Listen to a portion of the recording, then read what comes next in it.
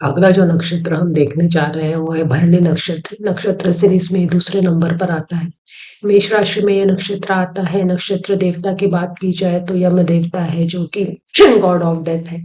स्वामी जो बनते हैं इनके शुक्र, 3 तारों का बना हुआ यह नक्षत्र होता है। यदि इसके सिंबल की बात की जाए तो फीमेल रिप्रोडक्शन ऑर्गन इसका एक सिंबल होता है और जो कि क्रिएशन और फर्टिलिटी को शो करता है। इसके अलावा यदि हम देवता की बात करें तो हमें पता है कि जो यम देवता है मृत्यु के देवता माने जाते हैं। इसके अलावा अच्छे और बुरे कामों के लिए पनिशमेंट देना और रिवॉर्ड देना ये भी इनके हाथ में होता है। इसके अलावा यदि और हम देखें नक्षत्र के बारे में तो मेष राशि में आने की वजह से राशि स्वामी बना मंगल और नक्षत्र का स्वामी शुक्र। तो मंगल और शुक्र ये 2 ग्रहों का कॉम्बिनेशन इस नक्षत्र में जन्म लेने वाले जातकों पर अपना प्रभाव डालता है। अब इनकी कुंडली में स्थिति कैसी है इसके ऊपर डिपेंड करेगा कि वो पॉजिटिव रिजल्ट देता है या नेगेटिव रिजल्ट देता है। यदि हम भरणी के जो मतलब है उस वर्ड को समझने की कोशिश करें तो इसका मतलब ये होता है बेयर करना, कैरी करना किसी भी चीज को। और इसका जो ऑर्गन जिसका जो प्रतीक दिखाया गया है रिप्रोडक्टिव ऑर्गन वही इस बात को शो करता है कि यह नक्षत्र जो है वो फर्टिलिटी से जुड़ा हुआ है, न्यू क्रिएशन के साथ जुड़ा हुआ है। इसके अलावा यह नक्षत्र जो है इंसेक्टर्स के साथ भी जुड़ा हुआ है क्योंकि हम इसके देवता माने जाते हैं। एक्सट्रीम पैशन और डिजायर का होना इस नक्षत्र के जातकों का एक पर्सनैलिटी ट्रेट माना जाता है। इसके अलावा यह भी देखा गया है कि इस नक्षत्र के जातकों की जो स्माइल होती है वो काफी अच्छी होती है और आईज जो होती है इनकी स्पार्किंग होती है। कई बार ये भी देखने में आता है कि इनका जो रुझान होता है वो that is to opposite sex also. तो इस नक्षत्र में जन्म लेने वाले जातकों के लिए हम सकारात्मक और नकारात्मक पक्ष पे जब हम देखेंगे, ध्यान देंगे तो हमें शुक्र और मंगल की स्थिति को जज करना बहुत जरूरी है। सिर्फ नक्षत्र है इसलिए हम किसी भी जातक के बारे में ऊपरी तौर पे कोई बात नहीं कह सकते। तो इस तरीके से यह नक्षत्र आपको देखने को मिलता है भरणी नक्षत्र। और यह नक्षत्र उग्र नक्षत्र माना जाता है, रजोगुणी नक्षत्र है। तो इससे भी आप इसके कैरेक्टरिस्टिक्स को काफी हद तक समझ सकते हैं। तो आइए देखते हैं इनके पॉजिटिव ट्रेड्स क्या। अब शुक्र के प्रभाव में आने की वजह से इस नक्षत्र के जातक जो होते हैं मूलतः क्रिएटिव होते हैं, इनोवेटिव होते हैं। इसके अंदर रचनात्मकता बहुत जो गहराई से सभी तरीके की के कला क्षेत्र जैसे म्यूजिक हुआ, आर्ट हुआ, इसमें इस नक्षत्र के जातकों का अच्छा प्रभुत्व होता है।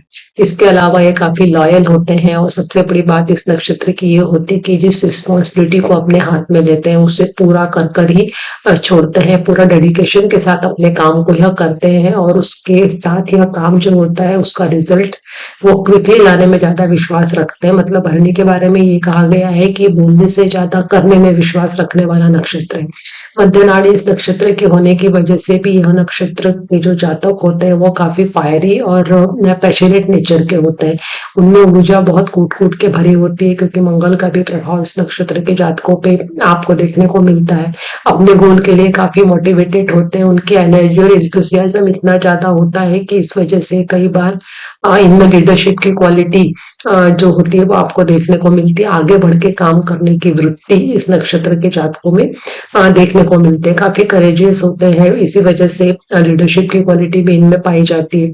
सबसे बड़ी बात इनके साथ यह भी देखने में आती है कि काफी सॉफ्ट हार्टेड पर्सन होते हैं। जो भी इनके लव्ड वंस हैं उनके लिए, फ्रेंड्स के लिए काफी प्रोटेक्टिव होते हैं क्योंकि मंगल इसका राशि स्वामी है और मंगल जो होता है वो हमेशा प्रोटेक्शन को शो करता है।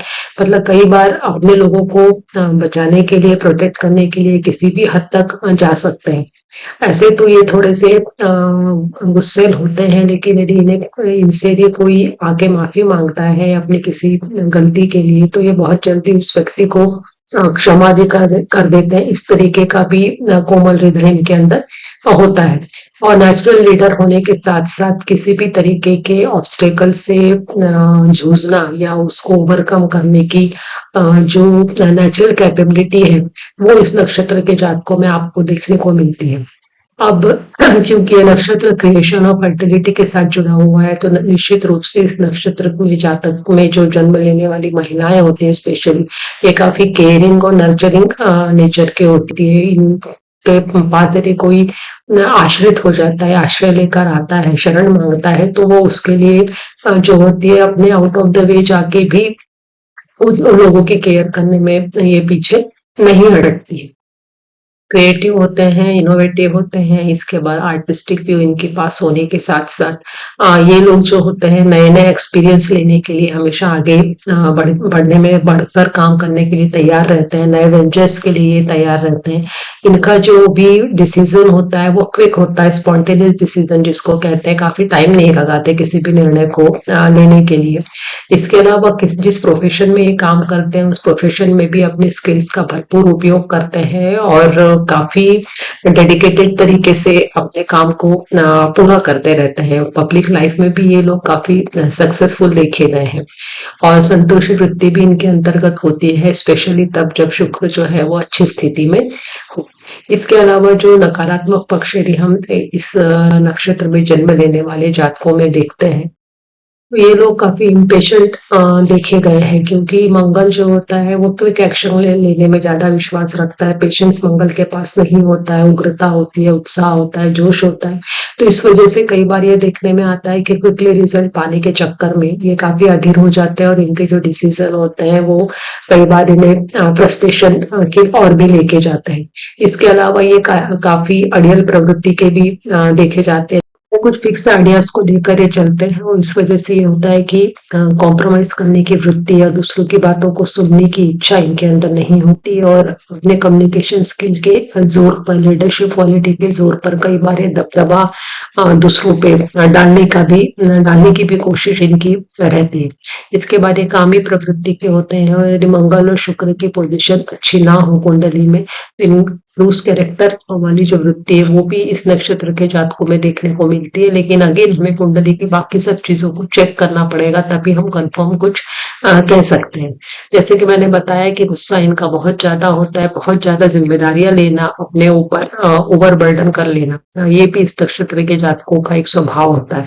और निश्चित रूप से यदि आप ओवर बर्डन में हैं, बहुत ज्यादा जिम्मेदारी आपने ले चुकी है तो कहीं ना कहीं आप परेशान होते रहेंगे, कहीं ना कहीं आपको गुस्सा आएगा, इम्पल्सिव डिसीजन आप लेंगे या हठे हो जाएंगे। तो इस तरीके के कुछ नकारात्मक बिंदु इस नक्षत्र से जुड़े हुए जातकों में देखने को मिलते हैं। इसके अलावा व्यसनी होना ये भी इस नक्षत्र के साथ जुड़ा हुआ एक पहलू है। फिर से हमें ग्रहों की स्थिति को देखना होगा। इसके बाद इस नक्षत्र के जातक जो होते हैं अपने लोगों के लिए काफी प्रोटेक्टिव होने की वजह से कई बार चीटिंग का सहारा लेते हैं, मतलब झूठे हो जाते हैं या झूठ बोलकर अपनी बात को मनवा लेना, ये भी इनकी एक कमी देखी जाती है।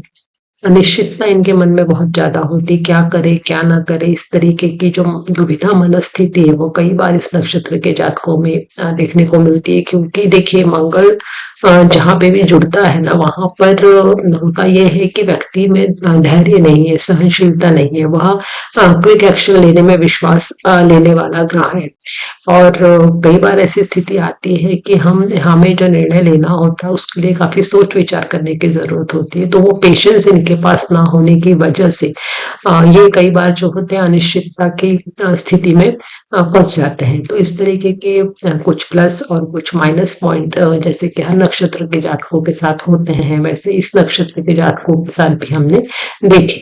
तो चलिए अब देखते हैं कि कौन से कार्य क्षेत्र ऐसे हैं जो इस नक्षत्र के जातकों को करना चाहिए या उनके लिए सुटेबल हो। तो वीनस इसके साथ मुख्य रूप से जुड़ा है, तो आर्टिस्टिक फील्ड हो गया, राइटिंग, आर्ट, म्यूजिक, उसके अलावा फोटोग्राफी और किसी भी तरीके की ज्वेलरी इंडस्ट्री, फैशन इंडस्ट्री, वहां पे भी यदि ये काम करना चाहे तो सफलता मिलने के चांसेस है। इसके अलावा ये लोग जो है काफी करेजियस होते हैं, डिजायर्स इनकी बहुत ज्यादा होती है, लीडरशिप क्वालिटी बहुत अच्छी है, कम्युनिकेशन स्किल अच्छा है, तो they can go in politics also, वहां पे भी इनको सफलता मिलने के चांसेस होते हैं। मार्स के प्रभाव की वजह से मार्स से जुड़े हुए जितने भी फील्ड्स होते हैं जैसे रियल स्टेट हुआ, फायर फाइटर हो गया, सर्जन हो गया, कैटरिंग का व्यवसाय हो गया, होटल इंडस्ट्री हो गया, तो वहां पे भी ये काम कर सकते हैं। साथ ही साथ इसके जो नक्षत्र देवता है उस उनका बारे में यदि हम विचार करते हैं तो कुछ कार्य क्षेत्र ऐसे हैं जो डेथ प्रोसेस के साथ जुड़े हुए हैं, जैसे फ्यूनरल एक्टिविटीज हुआ, मॉर्टिशियन हो गए, तो वहां पे भी ये जातक जाना चाहे तो वो भी जो है कार्य क्षेत्र का ही एक भाग है। इसके बाद केयरिंग और नर्चरिंग की कैपेसिटी इनमें बहुत अच्छी होती है और ये जो नक्षत्र है ये फर्टिलिटी के साथ भी जुड़ा हुआ है, इस वजह से फर्टिलिटी स्पेशलिस्ट हुआ, गायनोकोलॉजिस्ट हो गया, ये काम भी कर सकते हैं, केयर टेकर का काम कर सकते हैं, चाइल्ड केयर के साथ जुड़े हुए जो भी व्यवसाय होते हैं, जैसे अनाथ आश्रम हो गया, इसके अलावा टीचिंग हो गया या बच्चों के साथ जुड़ा हुआ कोई भी काम, वहां पे भी भरणी नक्षत्र के जातक अपना हाथ आजमा के देख सकते हैं। तो कुल मिला के किसी भी नक्षत्र से जुड़े हुए कार्य क्षेत्र कई सारे होते हैं, लेकिन हमें उसमें से सबसे पहले देखना होता है कि राशि स्वामी और नक्षत्र स्वामी की स्थिति कुंडली में कैसी है, पीड़ित अवस्था में है या उनकी स्थिति अच्छी है। तो उसके ऊपर डिपेंड करता है कि कार्य क्षेत्र व्यक्ति को कौन सा मिल सकता है। लेकिन सिर्फ कार्य क्षेत्र इसमें देखकर ही हमें डिसाइड नहीं कर सकते हैं कि इस नक्षत्र के जातकों को यही कार्य क्षेत्र सूट करेगा। उसके लिए हमें कुंडली का पूरा विश्लेषण करने की जरूरत होती है। इस नक्षत्र में हमें क्या करना चाहिए और क्या नहीं करना चाहिए, आइए इस पे एक नजर डालते हैं।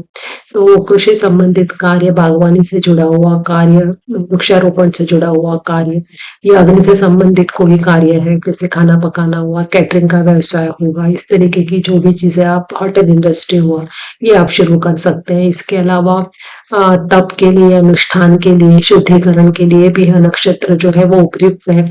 उसके बाद लड़ाई झगड़े करने के, लड़ाई झगड़ा करने का मतलब मेरा ये है कि किसी से आपको किसी मुद्दे पर बातचीत करनी है और थोड़ी बातचीत जो है वो ये कहना चाहिए कि थोड़ी आर्गुमेंटिव है, तो वहां पे भी यह नक्षत्र जो होता है वो काम का है। अब क्या ना करे, तो देखिए कोई शुभ और मांगलिक कार्य उन्हें इस नक्षत्र में शुरू नहीं करना चाहिए, क्योंकि उग्र नक्षत्र है।